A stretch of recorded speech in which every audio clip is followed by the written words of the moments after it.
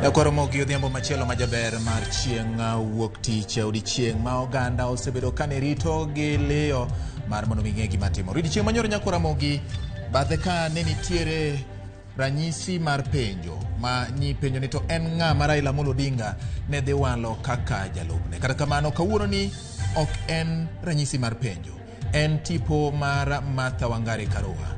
Penjo maduong' Ramogi en ni en ang'o ma joma wakeni ma kawuono mi lemo mar bedo jalup ogai mar ODM Raila Amolo Odinga kata jalup ogai mar Azimio la Umoja One Kenya Raila Amolo Odinga dhi kelo e mesa kata e debe mar ombulu kochopo tarik 9 dwe mar 8. Mano en penjo ma wanyalo gombo mondo wayuduoko mare. Mondo wayuduoko mare Ramogi bata ka wadhi bedo koda Mili Odhiambo Mabona, jaod bura ma Suba North, ma bende dhi keto ele. Odiechieng' manyoro nyo owacho ni doher mondo mi baba Raila Amolo Odinga oket ng'ama miyo kaka jalupne. Dibed ni nyo en gi ng'eyo mora mora, to ma nyiso nang'o. Wadhi bedo gi Mili Odhiambo Mabona Ramogi e twak marwa mar rameny piny tielo mar 2 kawuono. Kao kamano magi weche ma wamiyo pek e weche manyien. I have the great honor to announce that I have picked as my running mate and Cabinet Secretary for Justice and Constitutional Affairs, the Honorable Martha Wangari Karua. Martha Karua ema dhi bedo jalup Raila Odinga e ng'welaro Compton piny Kenya e yiero mabiro.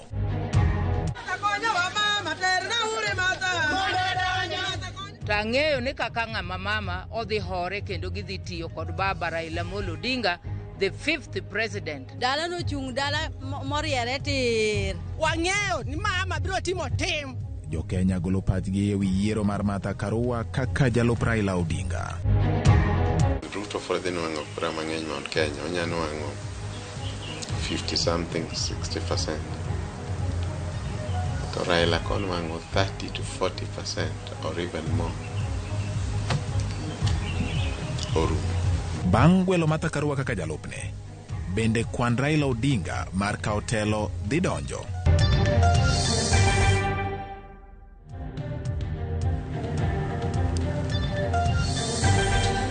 Ramogi arwakni machiegni mar yudo weche manyien adimba weche manyien mag rameny piny odhiambo mar chieng' wuok tich tarik 16 e dwe mar 5 2022. Magi gin weche ma waikoni kendo wanono nigi yo makare mondo mwakelgi kokalo Ramogi TV. Bata ka wan kod jaloko marwa iluongo ni Elizabeth Otieno ma wadhi bedo godo chakruok nyaka giko. Tielo mokwongo en mar weche manyien mar 2 Ramogi kaka nasesingo ni en twak marwa ma wadhi bedo godo gi Mili Odhiambo Mabona jaod bura ma Suba North. Wachako kod weche motenre kod weche maga welo mar Martha Karua kaka jalup ogai mar Azimio la Umoja One Kenya Raila Amolo Odinga.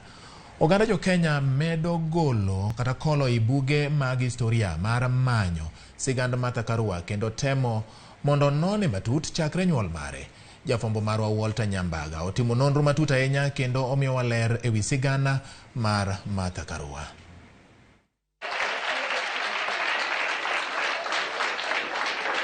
Martha Wangari Karua e paw siasa idende ni the Iron Lady. Nyi Karua ok wende ito kanda jo Kenya, sigande nyal loko chakore gi nyuol mare e higa mar 1919 gi 57 e kaunti ma Kirinyaga. Lony mare kaka okil Kamaloka ne obiro kaluwore kod sombe. Martha Karua ne ochako sombe primar mar St. Michael's kendo ne ochope sekondar ma Kabare Girls Boarding kapok ne odonje mbalariany ma University of Nairobi e kama ne osome tije mar okil. Bang'e ne omedore kar tiegruok mar okinde ma Kenya ma idendo ni Kenya School of Law e higa mar 81. E yor familia, Karua en min nyithindo 2 ma gin Wawera kod Njoki. Habari zenu, mmejinvite. E higa mar 1984 to kod 1987 Martha Karua ne ochako lai mar orak e kendo ne otie bad migawo mar doho e kaka jayal buche e kendo ne oidho ngas nyaka jayal buche madit ma idendo ni Senior Resident Magistrate. E higa mar 1987 e nyaka 2002 Karua ne ochako kendo tayo kambi mar weche mag okil ma iluongo ni Martha Karua and Advocate kaluwore kod lony mare to kod siso mare mar kedo ne ratiro mag oganda. E kar chak higa mar 90, Karua ne obedo opara manyime e konyo kendo mino buche ne jo Kenya, ka moko kuom buchego ne oriwo mar yalo e lo jasiasa Koigi Wamwere mane itudo kod ketho mar godho loch mar piny owacho. The case filed in the High Court on 30th October 2008. Karua ne obedo opara manyime nyadichiel kendo bende jiwo lokruok e katiba mane chiwo thuolo mar bedo kod duond buche mathoth. If you put the clock backwards, I would still stand as firm as I stood. I stood not just for the president. I stood for me and my country as well. E higa mar 1992 to kod 1997, Martha Karua ne odirore paw siasa e kendo noyiere kaka ja od bura mag Ishugu e kendo bedo miyo mokwongo ma en okil kamaloka e od bura e kindeno. Admit now they are minority in parliament and hand over leadership to the majority. Karua ne owal kaka jagoro mar duond bura mar Democratic Party e higa mar 92. Kata kamano, e chung' mar motegno ne onenore e higa mar 2000 e ka jo od bura makwedo ne ong'anjo ne paro moro mar chik mane opedhi mbele od bura, wach mane omiyo Martha Karua ne ondiki buge ma iparogo jok malelo e jendeke e kata mapach gi liw mago mbulu mar thik ma idendo ni ansad gi dhombogo. The fact that I have left government.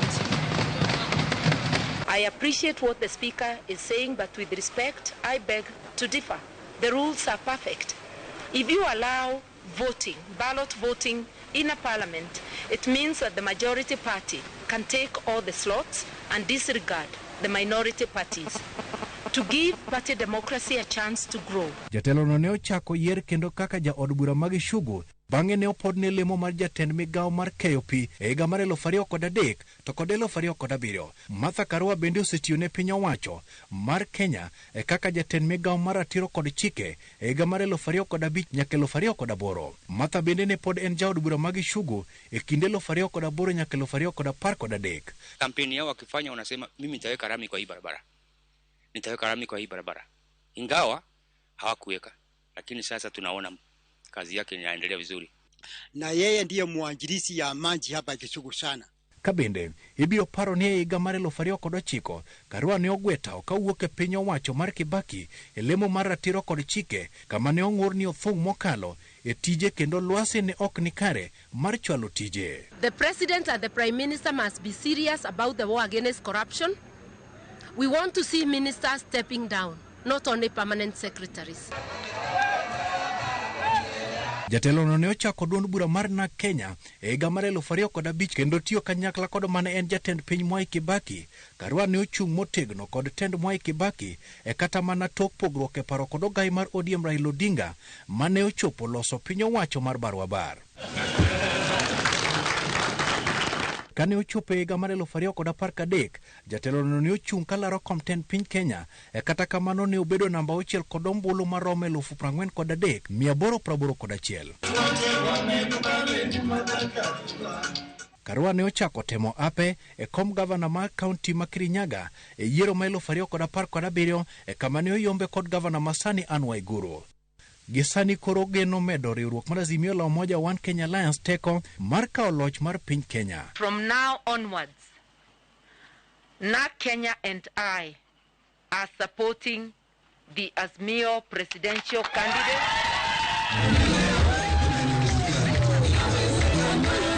Walter Nyambaga, Ramogi TV, Nairobi. Kwa Ramogi pod wane mago motende koda weche mag welo mar Martha Karua. Ogai mara na Kenya Martha Karua koro biro chiedho gogai mar Azimio la Umoja One Kenya Raila Odinga kaka jalupne e yiero madwe maraboro. Ma en tok Odinga wale kind ji adek mano puodhe gi aput mano meeting mar konyo e manyo jalup Raila. Kaka jafombo marwa Eric Owenga lero, Odinga wacho ni owalo Karua kaluwore koda tije kod kaka osebedo kokedo ne telo makare. Bang' rito kuom ndalo buora, koro gikone Odinga noketo jo Kenya ler kuom lando jalno mabiro bedo jalupne e yiero mabiro. Mikai Martha Karua nowala yanga kuom ji adek mane ochiwne Odinga tok dho ji 7. My dear Kenyans, cometh the hour, cometh the lady. I have the great honor to announce that I have picked as my running mate and Cabinet Secretary for Justice and Constitutional Affairs, the Honorable Martha Wangari Karua. Odinga mokwongo noriedo mokum kido mag Martha ma wacho ni biro konye tayo piny owacho mar Azimio. Odinga kinde no nolero ni jalup jatend piny Kenya nyaka bed jalo mochiwore ne konyo jatend piny ma onge obadho kata mindni moro amora gino mowacho ni kum Martha. This woman is a fighter and is not a quitter. This woman has a safe pair of hands, seasoned by the struggle for our second liberation and service to the country in many capacities. This woman has a beautiful soul as exhibited by her love and passion for her children and grandchildren. This woman will be a great co-creator and will make a remarkable first deputy president of the Republic of Kenya. Odinga opuoyo tich manyocha oti kod aput manyocha ochuogi ne konye walo jalupne. Oyango ni nonro kod ler mar opudno ema ne omiye thuolo mar chopo okang' mar yiero Martha Karua kaka jalupne. This committee was to help advise and recommend to me the best candidate for deputy president. The idea of the panel is a mature exercise practiced world over in democratic presidential systems like in the United States of America. Martha Karua mane oyudo thuolo mar loso ewi gwelo mare no ne opuoyo tijno kawacho ni oikore mar konyo Raila itopo lek mare kendo keto mahino e kelo lokruok ne oganda jo Kenya. Karua bende nosingo mar biro bedo jalup ma onge kod obadho kata yoro ke tich. Baba has allocated me duties in advance. I want to confirm that I'm ready, able, and willing for those duties. That I will not let you down. I will be steadfast. I'll be diligent in pursuit of our shared dreams and ideals. I want to say that within the rule of law, any desires to look at our constitution will be pursued, but within the rule of law. That is the mandate that His Excellency has bestowed on me. Listi mar ji adek manyocha ochwalne Odinga nigi Martha Karua, Kalonzo Musyoka kod Peter Kenneth.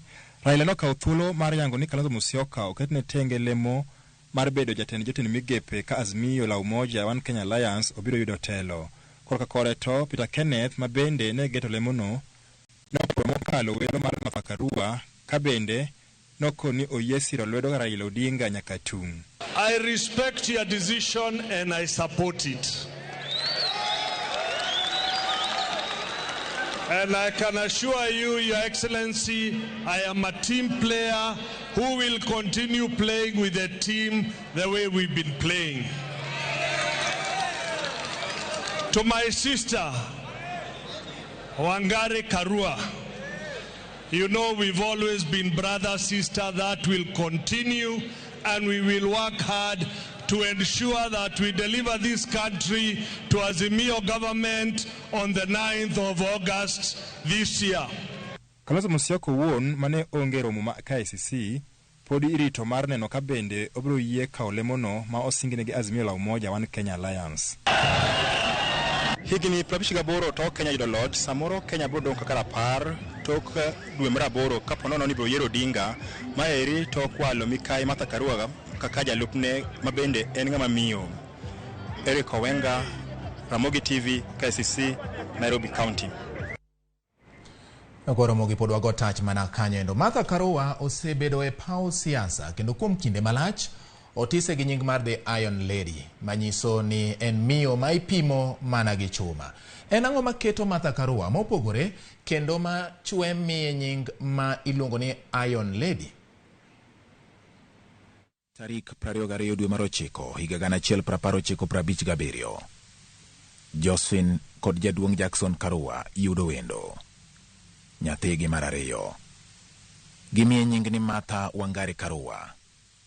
Wangari, nying mahulo ni kwach, kaluwore gi dho oganda jo-Kikuyu. Bang' tieko sombe higa mar 1981, Karua ne ochako tich kaka jayal buche. Kata obedo ni ne en gi lony mar okil, Karua ne ogolo koke kendo donje alap mar siasa higa 1990. E kinde mane Jo-Kenya manochiwore ne kelo lokruok ne dhiro mondo tim lokruok mane kelo duond buche mathoth e pacho ka miluongo ni multi-party. Ka ne giromo gi jotelo mamoko kaka Raila Odinga, James Orengo, Kenneth Matiba kod jotelo mamoko mane kwedo kit telo mar mane en jatend piny Kenya mar ariyo, mosenindo Daniel Toroitich arap Moi.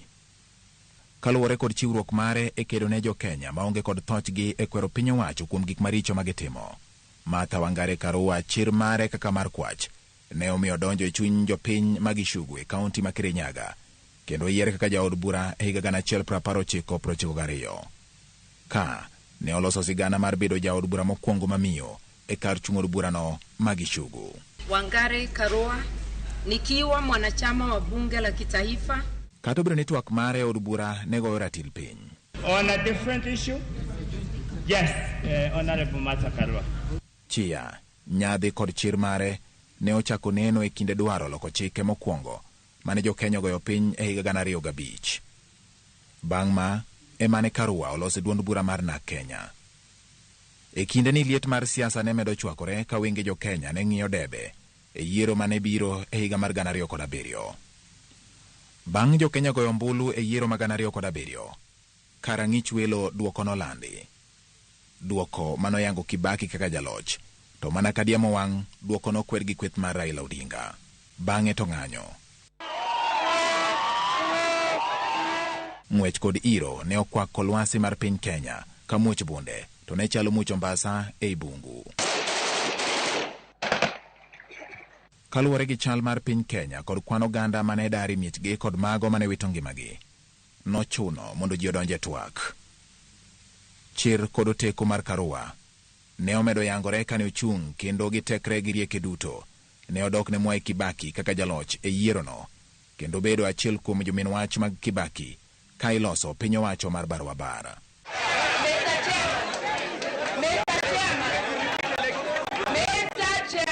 Bang' winjruok bedo e kind Raila Odinga kod Mwai Kibaki higa mar 2008, Martha Wangare Karua ne Kibaki oyiero kaka jatend migawo mar ratiro kod chike.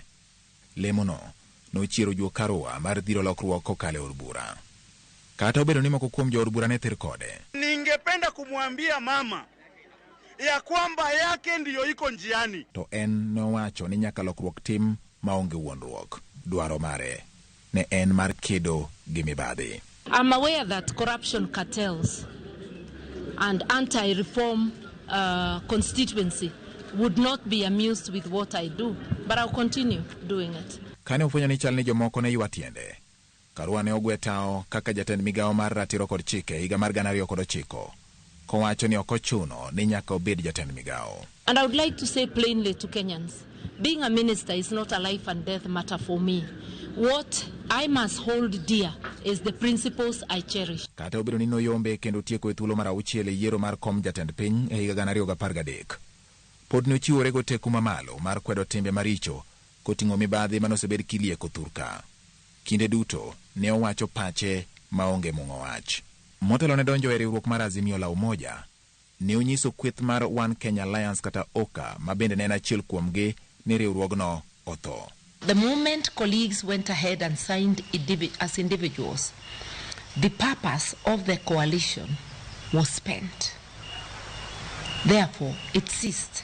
E wi ng'at manodhi siro lwedo, Karua ne owacho ni en ok onyal riwore koda kweth mag jomibadhi. I'm looking for a side where I can identify a good number of people I can stand with to stop the looting of public funds.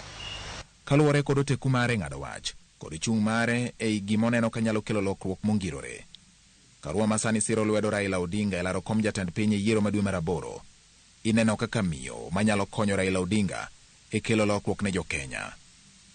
Mine bende siro lwedo ka gin kode gi geno maduong' ne telo maduong' nyime.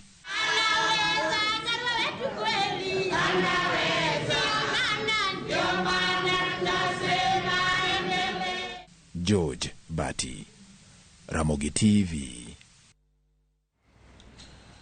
Ramogi yiero Martha Karua kaka jalup Raila e yiero maduong' madwe mar aboro. Ochiero sigana mar abora mar Martha Karua gi Raila Odinga. Are higni mane piny Kenya thembo kamanyo telo makare kod rieyo chike mage nyaka chop kama gichope kawuononi. Judith Omondi tero achiel kachiel e wuodh Raila kod Karua.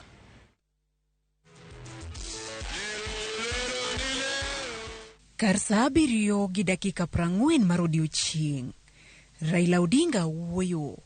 Ochamo nyadhi kaka oyiero jalupne masigande lach. At the age of 24, this woman was appointed a magistrate to adjudicate on matters of men. A few years later, she became the youngest woman to be elected a member of parliament in central Kenya. Tudruok manimba e kind jotelo ariyogi ok en gima ochakore odiechieng' ma kawuono.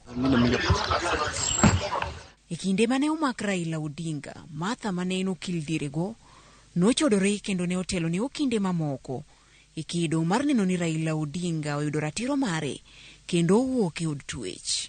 I was arrested and placed in detention without trial.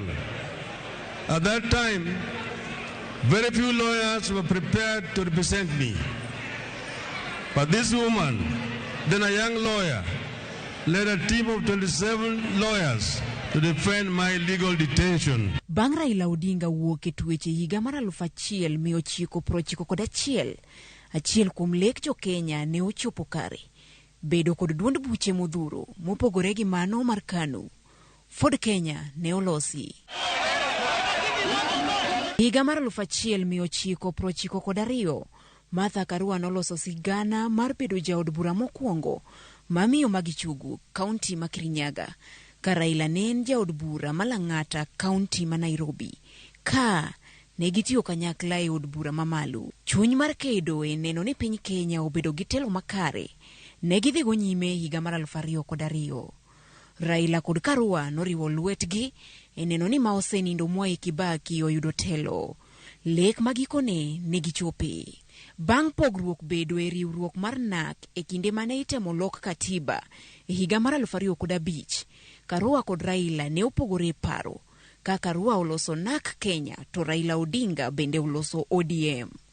Pogruok e kind jotelo ariyogo ne onyienyore e kinde tulo matok yiero ma higa mar 2007 ka Karua ne owuok ayanga mar siro lwedo Mwai Kibaki koramo ni mosenindo Kibaki ema ne oloyo e yierono. Tich ne okelo gi kanyakla kendo ka ne olos piny owacho mar barwa bar ka Raila Prime Minister to Karua jatend migawo mar ratiro kod chike.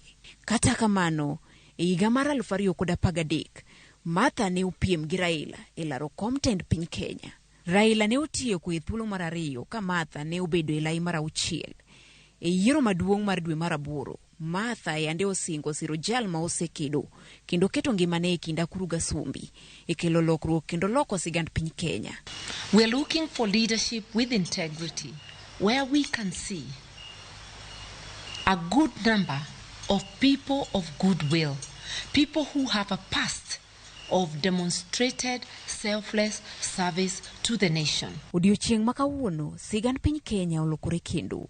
Martha Karua obedo miyo mokwongo moyier kaka mano mabiro bedo jalup jatend piny Kenya e yiero mabiro. Martha onyiso mor mare e biro tiyo kod jal mane gisewuotho godo kuom kinde malach e reso oganda jo Kenya. 3 decades ago, we began the journey to liberate this country from the yokes of underdevelopment, negative ethnicity, endemic corruption and poor governance. Today, we find ourselves at a similar, together, we can finally midwife the realization of so many dreams deferred. Yiero Martha kaka jalup Odinga, yango ni lwasi mar siasa, medo tweri, kendo ganda duto rango dwe mar aboro, ka ng'wech madhi e debe, koro chakore ayanga. Judith Omondi, Ramogi TV. Kwano mar siasa pod medo gore ka Uganda ikore ne yiero ma tarik 9 dwe mar aboro. Sani otiko mar Raila Odinga kod Martha Karua imedo go e mbaka ka bende odhi kelo mbi mapek mar siasa e pachoka. Chris Owino miyo nonro kod pach jolony. Kata odoko ni piny Kenya ni okang' mamalo e weche mag demokrasia kod ochumi e kind pinje mag Afrika ma ugwe, pinje mag Tanzania, Burundi, Uganda kod Sudan ma milambo nigi nyadhi kuom keto joma wakeini e ong'ala mamalo mag telo. Piny libamba ma Tanzania otelne kod jatelo mamiyo Samia Suluhu Hassan, ka piny libamba ma Uganda jalup jatend pinyno bende en ng'ama miyo Jessica Alupo. E pacho kae, ogai mar riwruok mar Azimio la Umoja One Kenya Raila Odinga olando Martha Wangari Karua kaka jalupne e yiero maduong' ma higani. Diponi ma e thuolo ma piny Kenya bende dhi ndiko historia kuom bedo kod jalup jatend piny mokwongo mamiyo poni riwruok mar Azimio oloso piny owacho mabiro. Bang' yudo lemo mar bedo jalup Raila Odinga, penjo maduong' en ni bende gwelo mare dhi bero thuolo mar Raila Odinga bedo jatend piny Kenya mar abich koso. Namba achiel mikwongo go tik kuom Martha en ni en okuyu. En okuyu mondo ine kiyiere. En okuyu ma Uhuru Wuod Ngina osegoyo tik mondo yiere. En okuyu mibiro nwang'o ni Jubilee kaka chama osegoyo tik. En okuyu mibiro nwang'o ni vyama ma Central or Mount Kenya biro goye tik. Joma wakeini nigi kwan mamalo mag ombulu e pacho kae, ka penjo machielo en ni bende gwelo mar Martha Karua dhi rwako ombulu mathoth mag wakeini e adita mar Raila Odinga. Namba ariyo en ni en ng'ama miyo. Seneno ka kata nyoro kanyo William Ruto omiyo Rigathi Gachagua nyochune ba nyako wacho ni kaka miyo dichuoni nafas mar miyo e sirikanda kuom kabinet mar 21 no nyowacho ni obiro miyo kombedi 10. Wach miyo no sani en gima e siasa ka en gima opoto kabisa. Wach miyo no en gima sani donors ng'iyo kabisa. Wach miyo no en gima civil society ng'iyo kabisa. Gwenge mag masawa mar piny Kenya nigi kwan mag ombulu mohewo milion 5 kaluwore gi kwan mar IEBC ma higani. Kata kamano, osenenore ka gima thothgi siro lwedo jalup jatend piny William Ruto. Bende gwelo mar Martha Karua nyalo loko kutho mar yamb siasa e gwenge go koso. Kidok ping'iyo kaka ne ochung' ratiro kendo nochung' otegno e ombulu mar 2007 e KICC. Ji noduogo wacho ni en yadhi chuo moa PNU manochung' KICC kagame gi jo ODM e wacho ombulu mar 2007. Oganda ne mar okuyu ng'iye kaka koyiere en mamano ma gin gadiera ni biro ng'iyo interest mekgi. Bang' Raila Odinga kod William Ruto keto e lela nying jolupgi, pap koro odong' ne jogo ombulu ma pacho kae tarik 9 dwe mar 8 higani. Chris Owino, Ramogi TV, Nairobi. Jonyuol mag Martha Karua, Josephine kod jaduong' Jackson Karua bende onyiso mor margi bang' ka Martha Karua wal kaka jalup Raila Odinga e laro kom mar tend piny. Jonyuol Karua mane oloso e dalagi manitiere gwenge mag Gishugwe, kaunti ma Kirinyaga, wacho ni gimor kod welo mare kaka ne giparo okenge ma osegoyo e ngimane kod mar ywak ne lokruok e chike kaachiel kod telo mar piny Kenya. My sister has charted her own way into the political field. We never thought to reach that, but God is gracious. She has accorded her that magnanimity to be what she used to be. And I believe being a person of integrity, being a person who believes in what she wants, she's going to change the course of this country. She has been a tough lady, right from childhood. I'm just praying to God to guide them both to reach this country better than they found. Nasikia vizuri, lakini kitu ya kwanza namwambia Mungu asante, kwa sababu hii mambo yote ni yake, si yangu. Yeye ndiye alionelea ni vizuri amfikishe hapo nafika. Na mshukuru sana. Na nasema jina lake litukuzwe, sababu ndiye atakuongoza. Alikuwa na msimamo, hakuwa akifuata mambo ya watu wengine. Hata kumuona kama mkali, si mkali msimamo wake. Na hachagui mambo mabaya. Mara nyingi anachagua mambo mazuri. Sasa msimamo wake ni kutoka utotoni. Ramogi neno ka pod wamedo dhi nyime gi weche manyien mag rameny piny odiechieng' ma kawuono ni Ramogi en odiechieng' ma otwere ahinya kotenore koda welo mar Martha Karua kaka jalup Raila Amolo Odinga. Joma bende medo ndiko na ka gimedo nyisa kaka pachu en kotenore koda welo ma kamano kendo amor ahinya ni ukete Ramogi TV. Fred Abia Nyong'o mar Kamrimbo Siwandhe wacho ni amor gi gima otimore kawuono, erokamano ahinya. Kaendi be naneno ka inyisa kani udbati moro pongo chunywa Migori kamano Zado Kudugotoi, erokamano Zado Kudugotoi kuom kete e Ramogi TV. Jared Nyakie japuonj wacho ni waneno kendo wawinjo Ramogi TV yo makare kendo amor ahinya kod welo ma otim kawuono. An kaka okila Luoch Meja Kiranda, congratulations ne Raila kuom kao Martha Karua, erokamano. Reverend Samson Juma Sita kantiere Eldoret Langas winjo chenro kendo ano kaka siasa mako macha. Wacho ni siasa makelo akwede ok ber sana.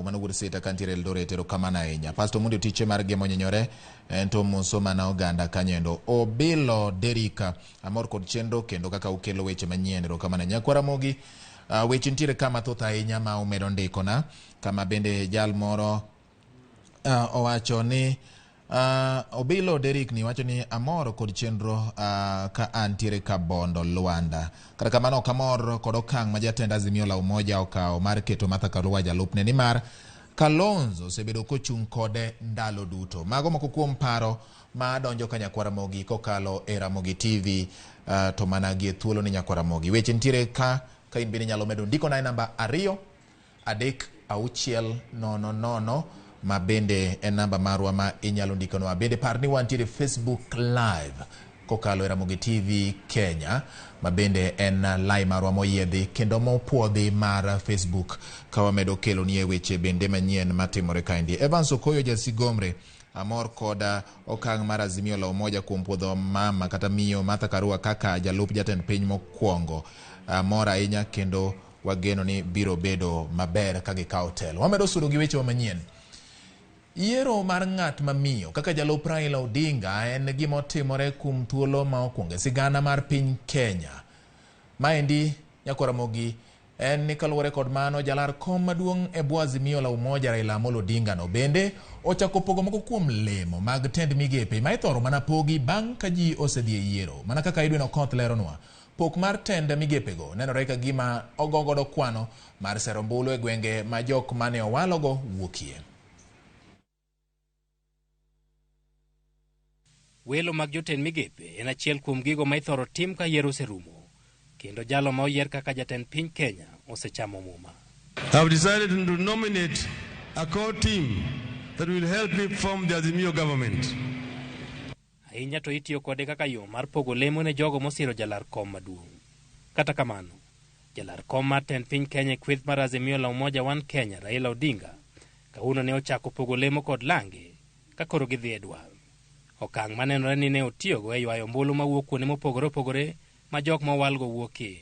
E masawa mar Kenya kama ombulu maromo milion 3 yudore, Raila ne omedo Martha Karua madhi bedo jalupne lemo mar telo ne migawo mar ratiro kod chike.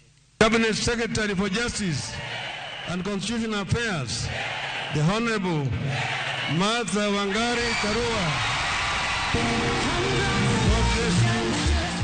Kaka okang' mar mar dino fuk mane nyalo bet bang' wuok mar Musalia Mudavadi kod Moses Wetangula, Raila ne otemo mako ombulu maromo milion 2.1 mawuok e yimbo mar Kenya kod lemo ariyo. For the third arm of government, I nominate Honorable Kenneth Marende as the Speaker of the Senate.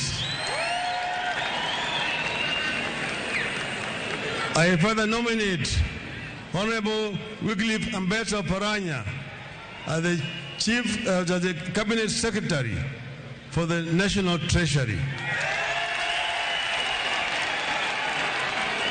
Marende ni kod lony mar bedo speaker, kendo ne otiyo kanyakla kod Raila piny owacho mar Barwabar mane giteloe kod ker machon mosenindo Mwai Kibaki. Oparanya masani en gavana ma Kakamega bende ni kod lony mar arie e weche mag kwan mag omenda, tich ma osetiyo kuom higni moingo 40 e kembe madongo manono buge kaka Ernst & Young. Kata ka bed ni Kalonzo Musyoka ne ok oyuoro e romo ma kawuono mane Raila wale joge modhi tiyogo, en bende nomiye lemo mar bedo jago mabiro telo na jotend migepe duto kata chief minister, okang' ma bende nyalo geto moko kuom ombulu milion 3 mawuok e ugwe mar Kenya. I have nominated Honorable Stephen Kalonzo Musyoka as the Chief Cabinet Secretary with the responsibility to coordinate and supervise functions of the government. Gwenge ma Masawa bende ne oyudo lemo moro mar tend migawo mar pur, kama Peter Munya ma osebet ka konyo Raila manyo ombulu koro singne ni obiro dong' e apise no bang' yiero ka Raila oyombo.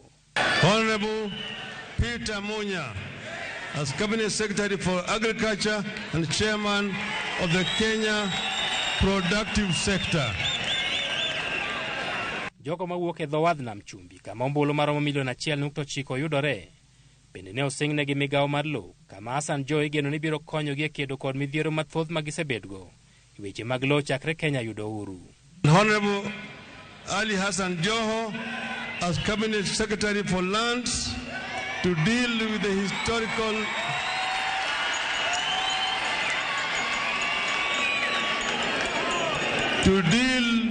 historical land injustices in the coast region and within the borders of the Republic of Kenya once and for all. Lemogo ni opogne mana moko kuom jogo mane ni kod dwaro mar bedo jalup Raila yiero mabiro, kata bed ni moko kuom jotend migepe mapod tie piny owacho masani bende ne oyore romono. Chike mathur ka oyiena jatend piny Kenya walo jotend migawo maromo 21, kamano koro nyiso ni lemo pod ng'eny ma inyalo pog bang' yiero ka kweth mar Azimio la Umoja One Kenya okawo telo. Edwin Okoth, Ramogi TV, Nairobi. Nyakwa Ramogi wadani mondo koro wadhi yweyo moro adundo to ka waduogo pod wan gi mathoth ahinya kokalo Ramogi TV kama oting'o bende kidieny mar ariyo mar weche manyien kawuono mag rameny piny. Nang'isi ni wadhi bedo gi jaod bura ma Suba North, Amilo Gesa. Entiere studio kaendi kendo ka waduogo to ng'eng'e ni koro sa kwanore mondo mwabed kode twak. Nyoro nyogo koko kong'iso Raila Amolo Odinga ni mondo mi owal ng'ama miyo. Dipo ni nyo en gi ng'eyo moro. Mano penjo modhe duoko ka wakawo thuolo mar duogo ka bang' yudo yweyo machuokne.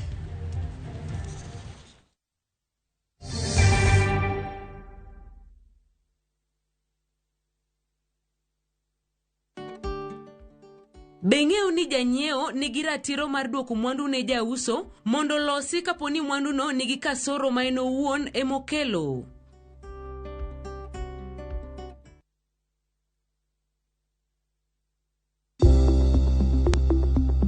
Kinde ma wantie sani, chal mar ngima osebedo achiel kuom ratiro mar dhano. Koro mabor, imedo kilo 10, nikech kimedo kilo, timedo bor. Omiyo wanuoyo kendo watimo nonro matut kaka inyalo rit ngima. Sani giwacho ni 32% of population e Kenya ka nigi tuo depression. Nikech geng'o ber moloyo thiedho. Kik wajoma mine watigi antibiotics kuponi laktar okondiko ni. Kikelo ni kod jalony marwa Ruth Otieno.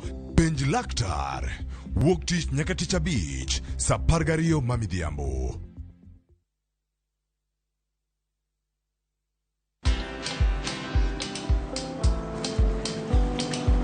Niaje? Ni kama unashangaa kwa nini naangalia simu with so much focus, eh? Usishangae sana. Nimekuwa ndani ya story kabisa. Ni kama ile ya juzi. Ni kama nilikuwa hapo iki happen. And when this new market was being opened, ni kama nilikuwa hapo tu. Hata vile local tourists for a special rate at the coast, I was there. And when this new road was being commissioned, I was right there.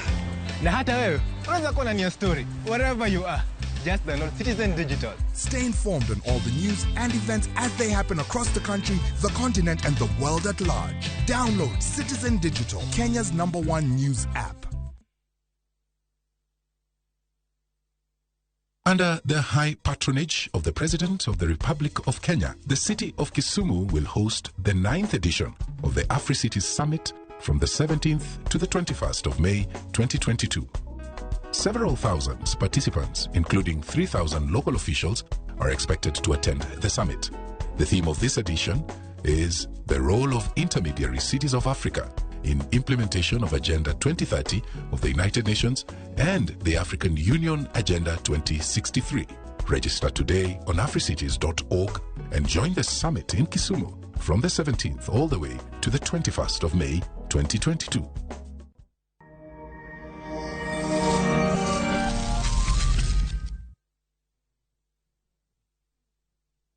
Collect fare kwa boda au matatu ukitumia ViewPay cashless na uqualify for bima ya 100,000 shillings pamoja na medical cover ya 20k na permanent disability cover ya 100k kwa 5 bob pekee. Dial *236# today to start using ViewPay cashless.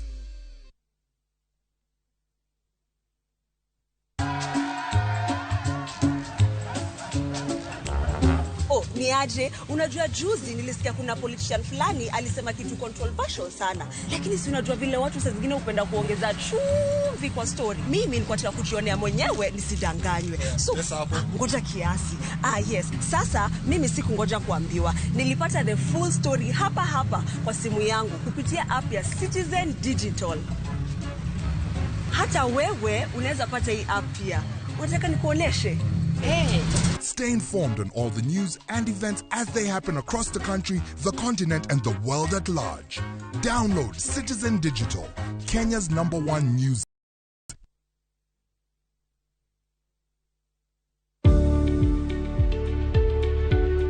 Chenro mar chudo kokalo e yor simo ni kod arita maber mana kaka bengi kendo imenyo gi migepe mochung'ne omenda.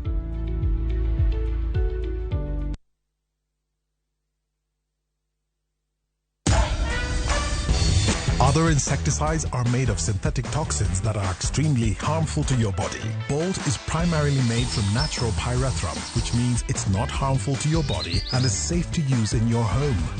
Bolt, safe for you, deadly on doo-doos.